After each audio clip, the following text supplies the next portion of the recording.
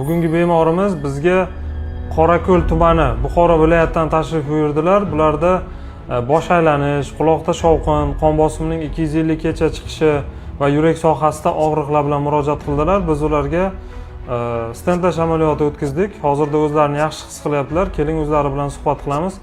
Xo'p, Aminjon aka, sizni nima bezovta qilardi? Qachondan beri o'zingizni kasal hisoblaysiz? O dardda 3-4 yildan buyon dard chekaman. Ko'p joyda davolandim. Faqat davolar vaqtinchalik ta'sir qildi, yana aniq davo topilmadi.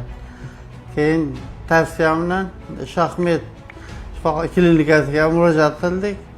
Stent tavsiya qildilar, stent qo'yildi, bo'yin sohamda bor ekan. Hozir ancha yaxshi, shovqin yo'q. Tutqanoq yuqori bosim, davleniya ham yo'q edi. Qon bosimingiz nechigacha chiqardi? Qon bosim 250 gacha boradi. 250. Juda qo'rqinchli. Xo'p, hozir amaliyot o'tkazildi. O'zingizni qanaqa his qilyapsiz? O'zgarish sezdingizmi amaliyotdan keyin? O'zgarish ancha yaxshi. Davleniya uncha yuqori ko'tarilyapti, yo'q. Nima qilmadi? Bezovta qilmadi.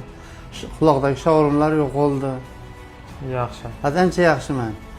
Sog' bo'ling. Bu yerga faqat biza tavsiya qilgan dorilarni o'z vaqtida qabul qilsangiz, Xudo xolasa yaxshi bo'ladi. Rahmat. O'zida ehtiyot qiling, sog' bo'ling. Rahmat.